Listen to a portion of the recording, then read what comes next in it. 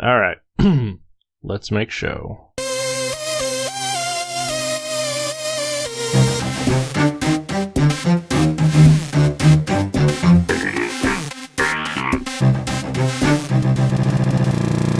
Welcome back to Cartridge Space Radio. I'm Donald, once again joined by Brad. Howdy!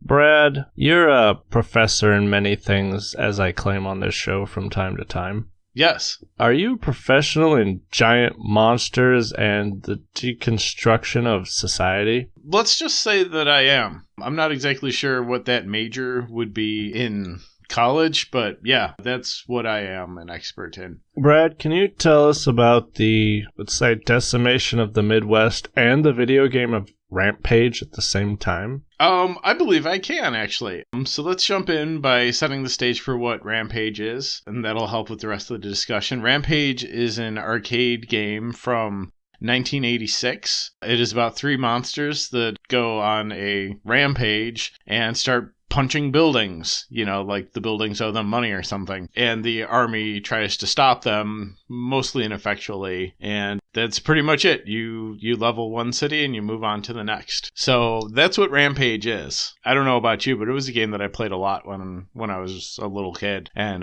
going to arcades. I thought Rampage was fantastic because played in the arcade and then we got it in the home version on the Sega Master System, and it was great fun. You just sit down with your brother and punch buildings. You're like, that building's there. We should probably punch it and knock it down. Oh, look, another building. Going back and playing that, I'm like, wow, we were entertained easily.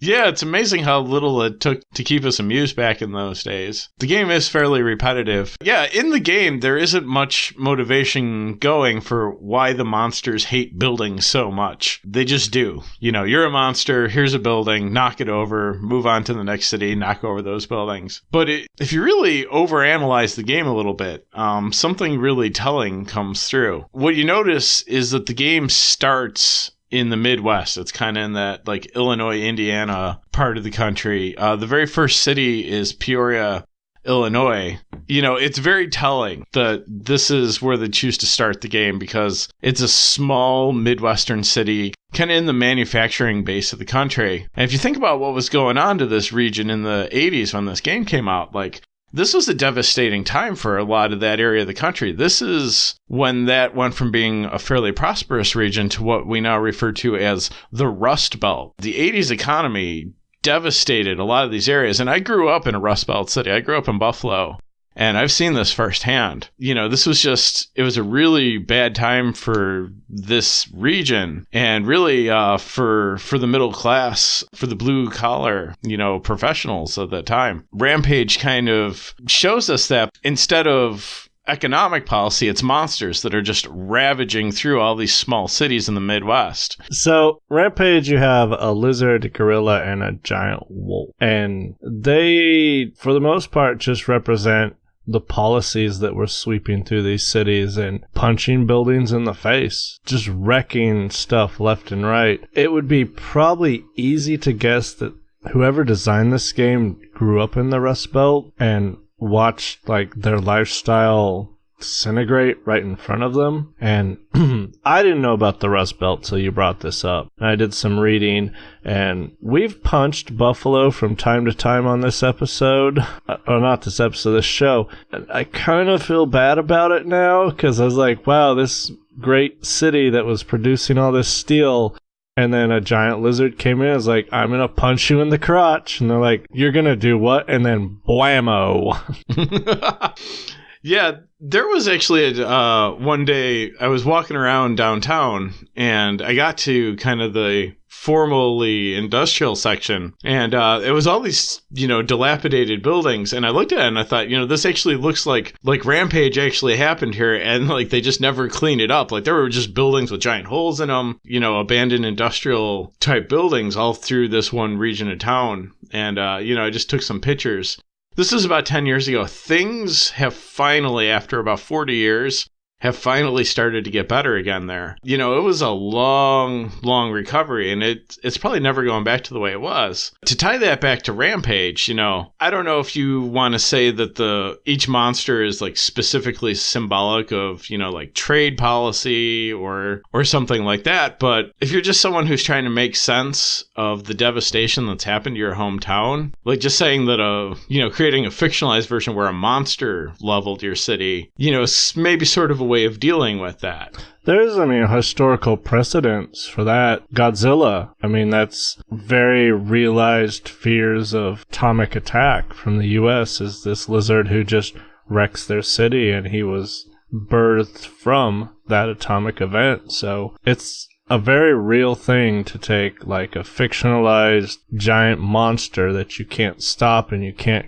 control, what destroys everything you know. And when you brought this theory to the table, I never thought of Rampage that way. I thought it's just, fun to punch buildings, because when you're a giant monster, it's fun to punch a building. But when you look at it this way, you're like, oh man, this meant something to someone, and sure, it's repetitive and bad, but when you play it through this lens, Rampage gets a whole lot darker. Yeah, I think it's telling that, like, the first couple cities in the game aren't big cities. It's Peoria, it's Kalamazoo. The opponents in those areas are not very strong. And it's almost, it's a reflection of the time. It's just like, these cities aren't even worth protecting. Like, monsters are rampaging through here. We're going to send a couple of soldiers to stop them. But, this really, who cares? Who cares about the people in Peoria? Who cares about the people in Joliet? Who cares about the people in Buffalo? Like, let their cities get leveled. It doesn't matter. To the point where there's one enemy in the game. All he does is he does your work for you. He runs up. He's got a big container of TNT, puts it at the base of the building, and blows it up for you. It's just like, you know what? These monsters are doing us a favor. Let's just wipe this city right off the map.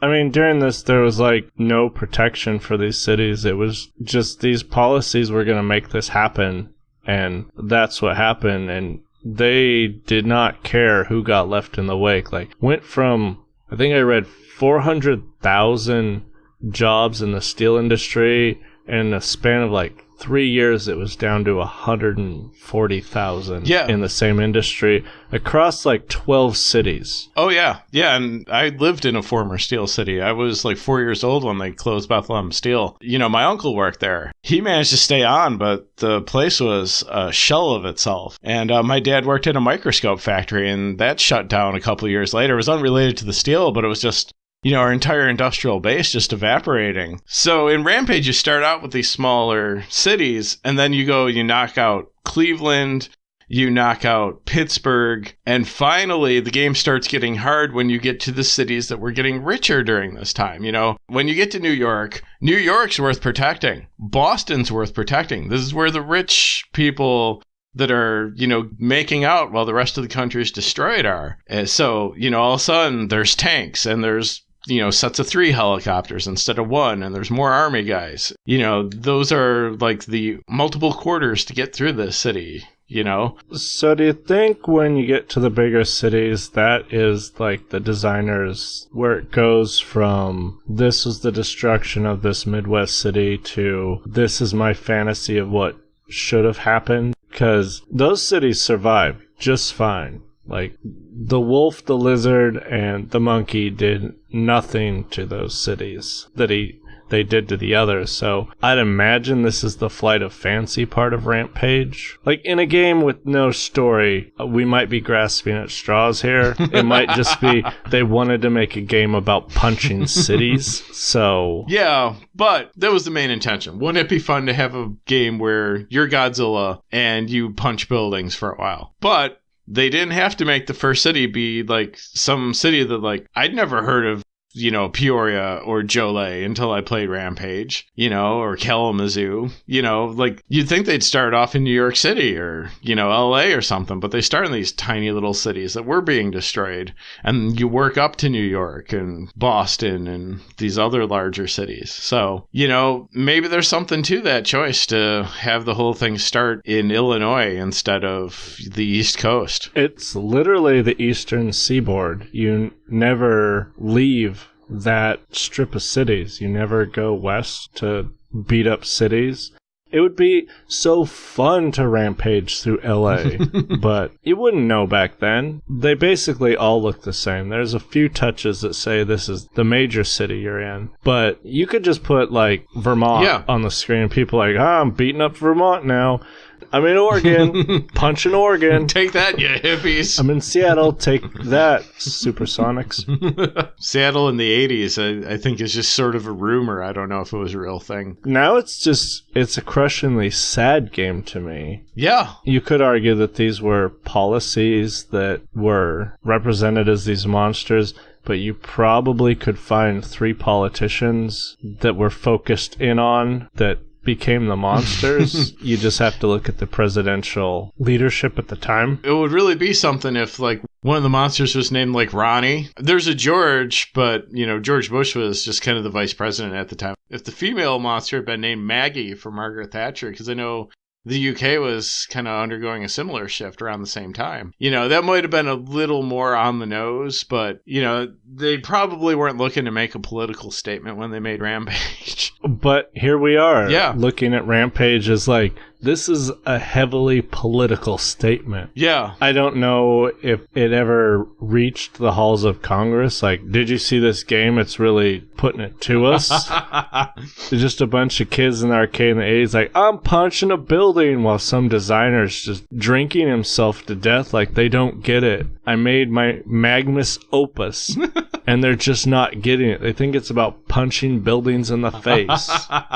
What do we do with this information now that we have it? Other than look at this and feel bad. You know, I guess that would be the main thing to do with it, is just to feel sad about Rampage. You think about, like, how things changed. Like, some of those cities recovered. Some haven't. Like, Detroit is still struggling. Cleveland is not what it used to be. It's doing better. Pittsburgh kind of recovered. Buffalo's not actually in Rampage, but like I said, it only just in the last few years really started to turn things around. And, you know, by the same token, like, the people who worked in those factories, like, their lives didn't get better. You know, like, there wasn't a new thing for them to do. They're the people who were kind of left behind by this, you know, new economy. You know, they got other jobs that probably weren't as good. And those are people, you know, who have been kind of abandoned and left behind by this country in a lot of ways. They saw the giant gorilla, and then no one came in to put their buildings back up. You know, let's lighten things up a bit. And let me ask you this. If you were in charge of stopping a giant monster from punching all the buildings in a city, what might you do to stop that from happening? What are your tactics for giant monster stopping? All right, Brad, I actually have a plan for this. This is gonna blow your mind. Okay. So, we pick one building, probably the tallest building, and it's a sacrifice building. Now, this isn't going to happen in the first city, not the second city, maybe the third or fourth. So, you load every floor with explosives, and then at the top you put like bananas and dog treats and whatever the hell lizards eat. I think fish. Fish. So, they come in the city and they're like, what is that delectable smell? And they're like, it's that building, and at the top of that building, it smells so good. So they climb this building to get these delicious treats, and then someone pushes a button, and you just blow that building sky high and basically evaporate those things. That's my plan. It's not a terrible plan. One thing that might throw a monkey wrench into it is, as we see demonstrated in the game, when they do blow up their own buildings, the monsters can survive jumping off a building from any height. So, like, they could be at the top of the skyscraper, thing starts blowing up, and they're just like, oh, I'll just jump off it, and I'll be fine. So, I mean, your plan would probably work if the building blew up quickly, but the way explosives seem to work in Rampage is that they don't. Yeah, it would have to be just an evaporation. It's probably going to destroy the city it's in, if I'm being honest. Yeah. Because it's going to be a small, localized nuclear explosion, basically. Another concerning thing is, then you just have 3 people in bath towels. Yes. Okay, so let's go through this process. These are humans who transformed into these things, Hulk style. Yeah. Where are they hiding the bath towels? on their person. I played the arcade version. They didn't have towels. They were using their hands. So most of my experiences with the home edition for the Sega Master System, and they added little bath towels. That gets upsetting if you really think about that. Like, where are they? The only thing I could think of is it's like, you're a giant monster. You've been shot by a helicopter like 60 times. You feel yourself starting to change back into a human. And you just like reach into one of these buildings and grab a towel. You know, sort of like your last act as a giant monster is to steal a towel to cover up your nakedity. Think of the horror of transforming from someone as human size into that thing, because bones are going to stretch and grow, and so is muscle. Yeah. And if you were just in a bath towel because you just got out of the shower, I mean, what's going through your head while you're transforming in your small bathroom into that creature? It probably hurts. I mean, you know, if you see like stuff with the Incredible Hulk, when Bruce Banner turns into the Hulk, like it is a violent, painful process. And the Hulk is like, I don't know, 8 feet tall. Like he's big, but he's not like crazy big. You know, like these monsters in Rampage are like, if they're on a building, they're like 3 stories tall. They're way bigger than the Hulk. So yeah, I imagine that's just a horrifically awful process. And when you turn back, I'm gonna guess that your flesh is not gonna snap back to how it was. So you're just gonna be like this meat sack holding a bath towel around you like, don't look at me. And the first thing that's gonna happen when you turn back, someone in the military is going to walk up, pull out a service pistol, and shoot you in the side of the head. Like, no questions asked. That's how that story ends. I had a friend who was kind of a big guy. He had a heart attack, and he was young. He was like late 20s, and he had a heart attack. The doctors are like, you gotta make a lot of lifestyle changes, friend. And he did. You know, he changed his diet. He started working out like twice a day. And he lost a ton of weight. But, you know, when you lose weight that quickly, which, you know, in a way the Rampage monsters are doing, he just had like a lot of like loose skin. These humans, you know, after they stop being monsters and they turn into humans, they're just going to be like all wrinkly, like skin hanging off them everywhere. They look like fleshy banshees. They'd just be like a pile of flesh. Bones and muscles wouldn't be able to figure out what was going on, so you just have these 3 piles of blobule of flesh going, kill me. That's the sad ending to Rampage right there. Yeah, you do bring up an interesting point, though, which is, like, how liable, like, you know, criminally, civilly, like, how liable are you for your actions if you turn into a giant monster and then, like, wreck a city? You know, like, is human you, like, criminally responsible for that? It doesn't seem like any of these people chose to become a monster. It wasn't like the one is like some like experimental drug gone wrong. Another just went swimming in a radioactive lake, and I think the other one ate tainted food or something. So like none of these people were like, hey, this will make me a monster and that's gonna be rad. Like it was all accidents. You just go out to sushi and suddenly you're a giant lizard. Yeah. It happens. Yeah, I'd be interested, like, you know, the entire country would be just glued to their TV to watch the Rampage trials. You owe Detroit $16 trillion. Yeah. I can't pay that off. Well, you have to figure out how to get $16 trillion.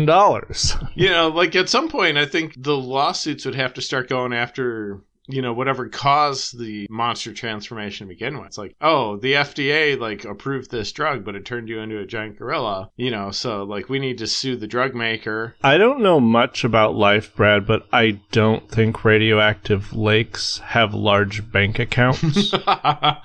Yeah, well, somebody had to put radioactive material in the lake, so they're going to be liable, I guess. Thanks, Pfizer. It ends up just like Pfizer's responsible for all the monsters in their various different ways. We thought something else was going to grow with this drug. We don't know why we have radioactive material, but it sure goes into the lake pretty easily. There weren't many questions until that person turned into a giant wolf. Wait, why was the wolf in the lake? No, the wolf ate tainted food, I think. Oh, I thought it was like a sushi thing. The lizard. So yeah, the lizard makes sense coming out of the lake. How does the DNA even get... I understand the drug one. They're like, we're using monkey DNA to try to heal you. Oops, you're a giant monkey. Tainted food, I'm not sure. Unless you're eating, like, tainted wolf. Don't eat wolf. They're, like, endangered. And terrifying. And are you swimming with a lizard and that's how your DNA gets crossed, or? Ralph was an ordinary human until he became mutated by a food additive in a hot dog, becoming a giant-sized wolf as a result. There doesn't seem to be a lot of rhyme or reason into why you turn into these specific animals. A hot dog? Oh, it's a dog. Oh, that's so stupid. That's really stupid. Okay, lizard. How did that one go down?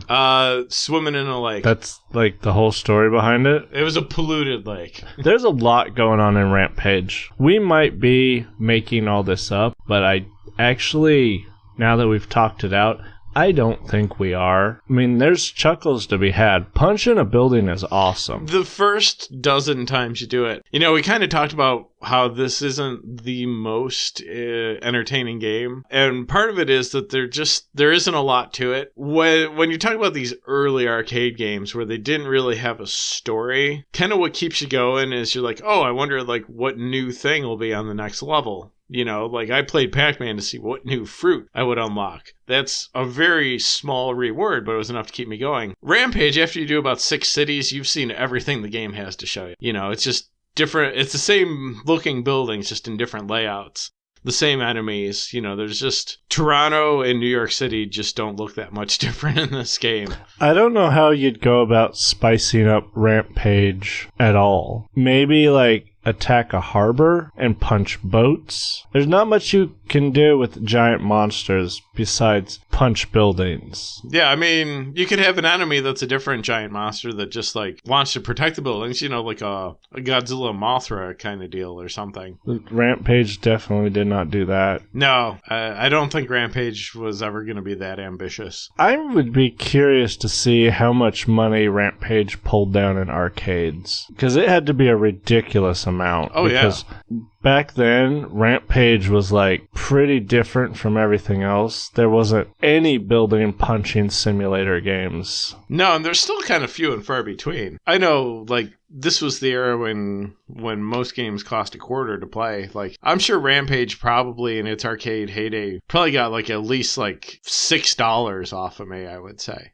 Easily $6. And you're like, I just need to punch more buildings. You didn't know it, but you were getting back at the whole everything that had happened to your home city. You're like, this is why this feels so good. It's just easier to believe that, you know, my hometown was wrecked by a giant gorilla than, you know, like industrial policy of the era. It's just sad to know that your city fell because someone ate a bad hot dog, though. Like, why didn't you pick, you know, pizza that day? Why a hot dog? Somebody was going to eat a hot dog that day. And that somebody ended up being Ralph the Giant Wolf Man. Generally, when you eat tainted food, you just end up wrecking a bathroom, not Akron, Ohio.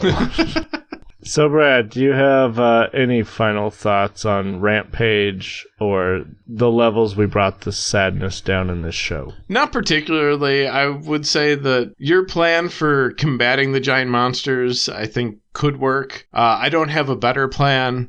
I do know that I would not just put individual soldiers into the buildings that are being punched to like lean out the window and throw sticks of dynamite into the city center. Like, that seems like a terrible plan. But having said that, I don't know what I would do, you know, to stop a giant gorilla from tearing down a city. If you think about it, I mean, this is the Godzilla problem. There is no good way to do it. It's an unstoppable force. Yeah. You know, and maybe that's really what Rampage is trying to tell us. Not that, you know, like these cities were devastated on purpose. Maybe it was just that, you know, the way the world's going, like these changes are an unstoppable force and we're not going to be able to protect all these cities, you know, and Kalamazoo's going to get it and Cleveland's going to get it. But, you know, if we try really hard, we might be able to save New York City. Maybe that's the real story of Rampage. Maybe it is in its own way, like sort of uplifting. Like these monsters could have destroyed the whole country, but instead we sacrificed parts of it to save the whole. Might need to work on your definition of uplifting.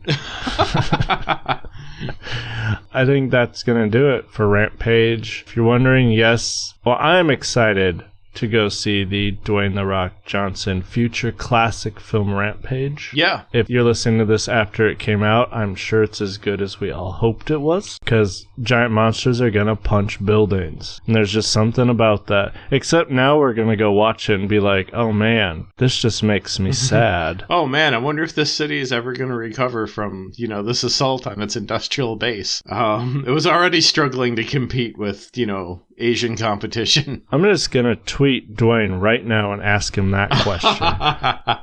Oh man. Yeah, I am also really looking forward to watching this movie when it is on Netflix streaming and having it on while I do something else. Ironing seems appropriate. If you enjoy our show or this episode, please share it with a friend. That would be great. If you could head over to wherever you want to rate us with stars and write a review, we ask you to please do that. If this is your first episode and you did not get scared away like 20 minutes ago, maybe hit subscribe.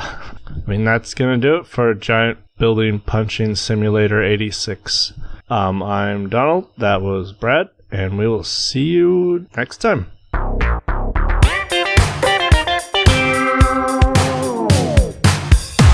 In Rampage, you go through these very... So there's... that'll be some fun.